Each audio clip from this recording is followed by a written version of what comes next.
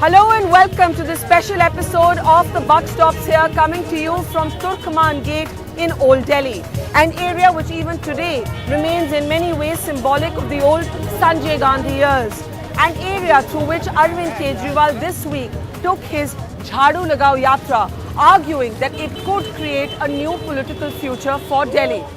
On this episode of Election Nama, we'll be asking whether Arvind Kejriwal really has a chance at significant gains in the election of Delhi.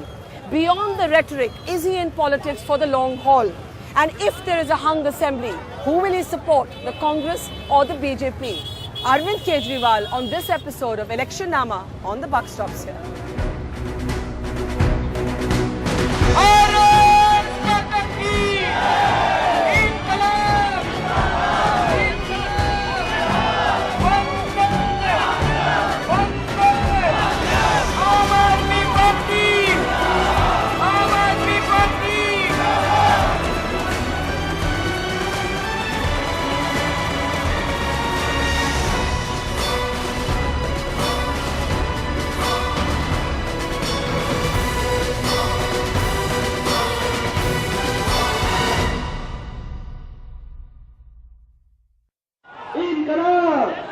आज ही 4 दिसंबर को एक चीज याद रखना, झाड़ू के निशान पे वोट देना है, आम आदमी पार्टी को देना है। Can the humble broom be the mighty magic wand for a newborn party? One that claims it can sweep away 15 years of Congress rule in India's political capital. The Aam Aadmi Party has been called many things by many people. Revolutionary, utopian, anarchists, political insurgents, game changers. But whatever your opinion of Arvind Kejriwal, one thing is certain. He can no longer be dismissed as merely the new kid on the block.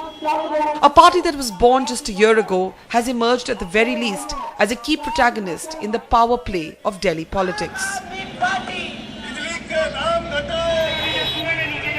Here in the by-lanes of Old Delhi, where both the sitting MLA and the Member of Parliament are from the Congress, Kejriwal and his volunteers have just kicked off a 10-day mass contact program, what they call a Jhadu Lagao Yatra.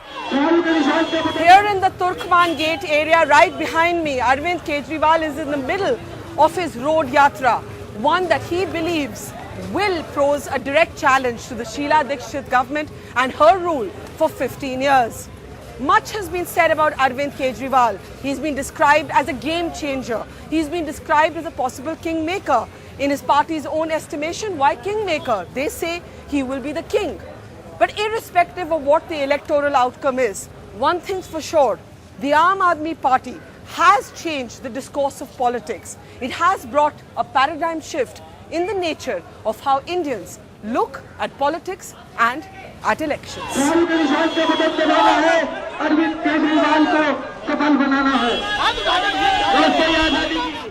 The Aam Aadmi Party may be small, but it is spunky. It may be young, but it is focused.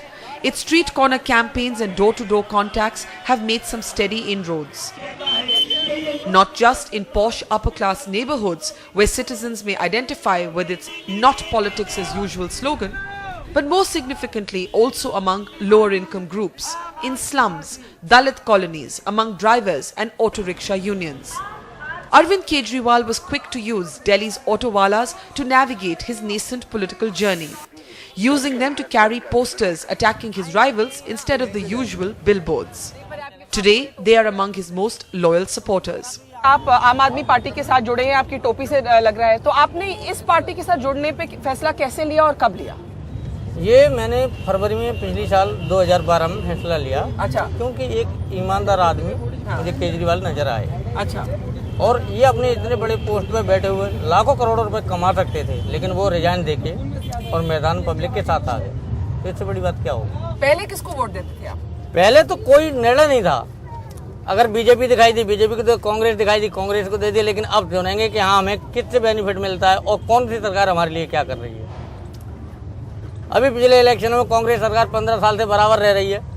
हमारी CNG 21 रुपये 90 पैसे थे और 3 साल बराबर चलती रही, 39 रुपये 90 पैसे गैस पहुंचा दी हमारे, इन्होंने क्या बढ़ाया? कुछ नहीं बढ़ाया। हमारे केजरीवाल सरकार आने से पहले ही हमारे लिए ये बजट बढ़ा हुआ। अच्छा, बीजेपी के बारे में क्या ख्याल है? बीजेपी के बारे में अभी हमारा कोई वोट का निर्णय नहीं है उनके लिए, तो हम उनके लिए कुछ कह ही नहीं सकते। मोदी इफेक्ट यहाँ कोई नहीं? मोदी के टाइम में देखेंगे मोदी को, मोदी का बाद में। मोदी का अभी विधानसभा का है, लोकसभा का नहीं है। लोकसभा का आएगा तो मोदी को देखेंगे। आम आदमी पार्टी, आम आदमी party.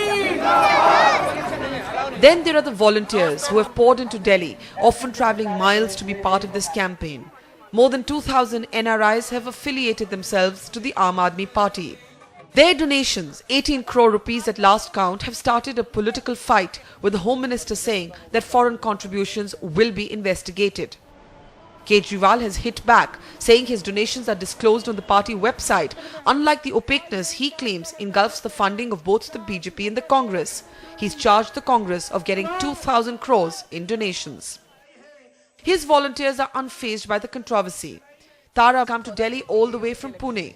Her son was the first to be hooked, and now she says she's in the fight for the long haul. You've come all the way from Pune? Yeah, along with my son. What made you come to Delhi? Because you live in Pune and you're in Delhi. What made you come? I came to Delhi. I live in a hotel, and basically it was my son who got involved with the movement after at the time of the Uttarakhand floods. He worked with Aam Aadmi, and he was very happy with the work that he did and with the work they were doing. Then they said, why don't you come and help us in Delhi?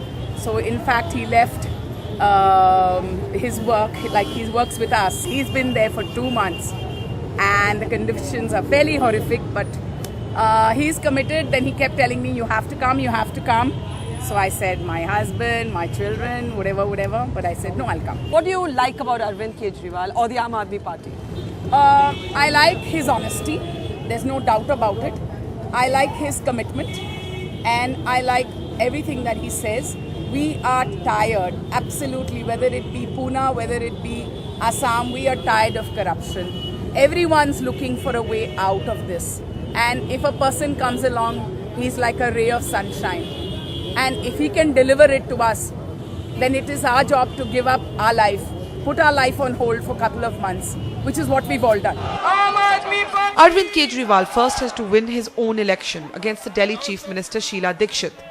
But as his small cavalcade winds its way through these crowded bazaars, he certainly got everyone talking.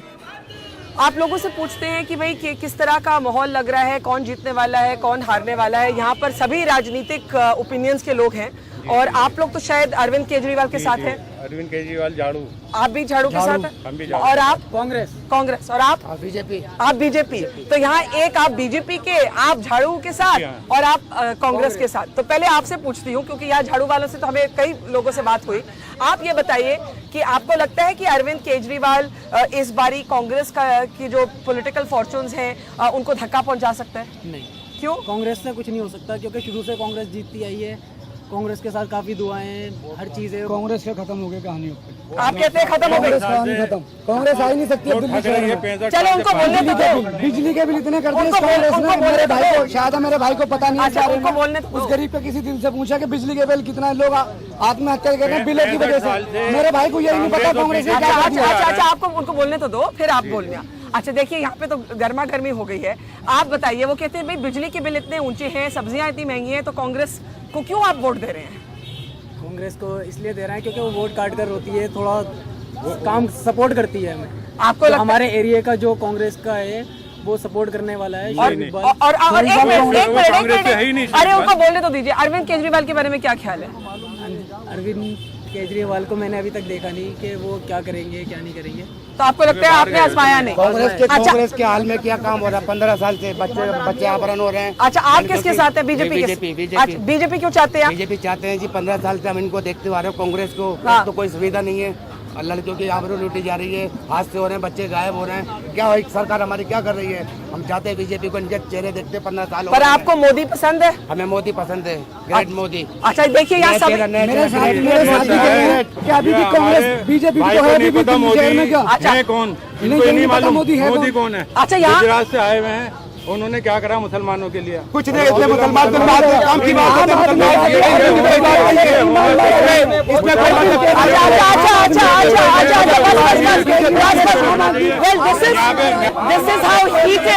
This is how heated politics can get in India.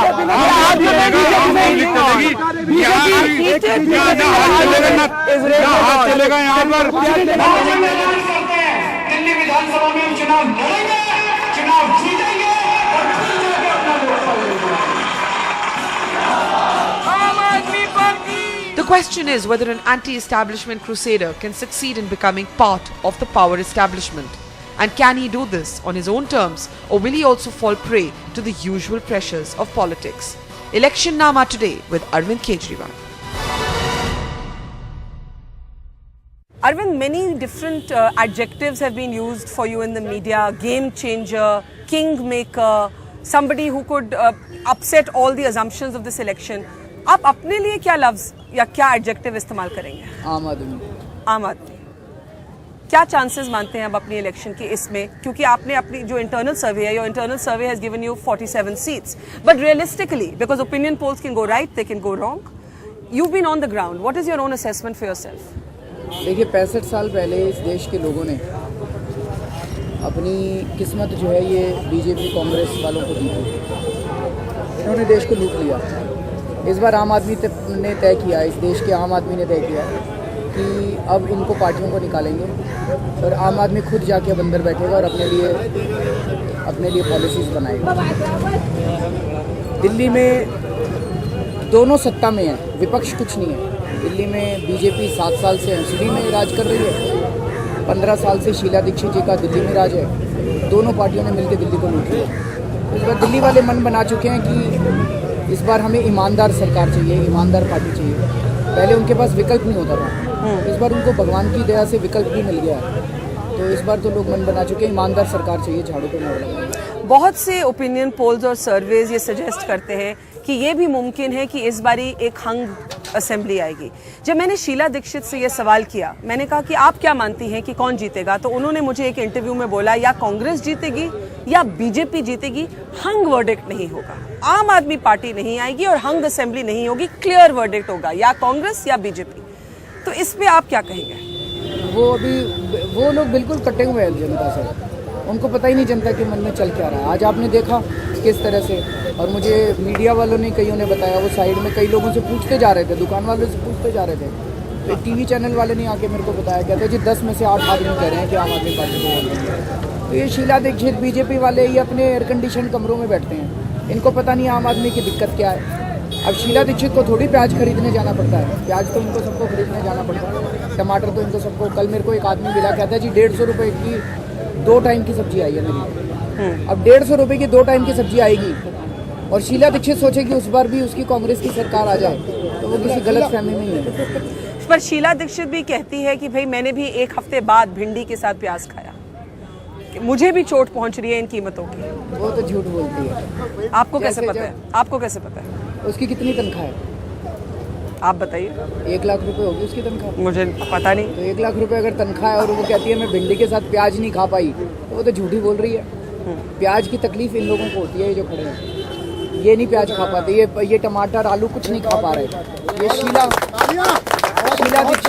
Sheila Dikshit को तकलीफ नहीं होती प्याज की, वो झूठ बोल रही है। जैसे वो नाटक करती है, जब दामिनी का बलात्कार हुआ था, कहती है मेरी भी जब बेटी बाहर जाती है मुझे चिंता होती है। अरे आपकी बेटी के साथ तो 4 बॉडीगार्ड जाते हैं, इन लोगों के साथ थोड़ी जाते हैं बॉडीगार्ड, इनकी बच्चियों के बेटियों के साथ थोड़ी बॉडीगार्ड जाते हैं। तो इनको तकलीफ इनको है, तकलीफ शीला दीक्षित को नहीं। लेकिन आपने दिल्ली रेप की बात की, बलात्कार की बात की, आपकी थोड़ी सी क्रिटिसिज्म हुई, आपके अगेंस्ट डेफमेशन नोटिस भी आया शीला दीक्षित कैंप की तरफ से कि भाई ऑटो रिक्शाज जो आपके कैंपेन के बहुत बड़े हिस्सा हैं, you put posters on these auto rickshaws saying that if you don't want more rapes, vote for the Aam Aadmi Party, because if you want more rapes, then vote for the Congress. आपने इस तरह से एक slogan दिया, आप क्या इस slogan को रिग्रेट करते हैं? ना बिल्कुल नहीं, हम तो कह रहे हैं। क्या कह रहे हैं? इस बार भी दिया बेईमानों को वोट तो होता रहेगा बलात्कार। You don't regret this statement because you have been accused of politicizing rape. इसमें It should be. Should rape be politicized? It should be. I'll tell you what is politicization. राजनीति बहुत अच्छी चीज है। राजनीति लाल बहादुर शास्त्री ने की थी, राजनीति बाबा साहब अम्बेडकर ने की थी, राजनीति चाचा नेहरू ने, सरदार पटेल ने की थी। उन्होंने भी चुनाव लड़े थे। उन दिनों में कोई राजनीति में जाता था तो कहते थे देश की सेवा करने जा रहा है। आज ये लोग राजनीति नहीं कर रहे, आज ये लोग दलाली कर रहे हैं बैठ के, बीजेपी और कांग्रेस वाले। ये लोग राजनीति नहीं कर रहे हैं। पॉलिटिसाइजेशन का मतलब है कि चुनाव इस बार इस बात पे लड़े जाने चाहिए कि बलात्कार को रोकने के लिए कौन सी पार्टी सक्षम है या किसने संघर्ष किया बलात्कार को रोकने के लिए। एक मिनट, हाँ, इसके ऊपर चुनाव लड़े। वो क्या चाहते हैं कि नहीं, चुनाव तो धर्म के नाम पे लड़ेंगे, हिंदू मुसलमान के दंगे कराएंगे और चुनाव लड़ेंगे। चुनाव तो जात के नाम पे लड़ेंगे। हम ये कह रहे हैं इस बार इकट्ठे हो जाओ सारे। चुनाव इस बार धर्म के नाम पे नहीं लड़े जाएंगे, चुनाव इस बार जातियों के नाम पे नहीं लड़े जाएंगे। चुनाव इस बार इस पे लड़े जाएंगे कि महंगाई कौन कम करेगा। चुनाव इस बार इस पे लड़े जाएंगे भ्रष्टाचार कौन कम करेगा। चुनाव इस पे लड़े जाएंगे बलात्कार कौन कम करेगा।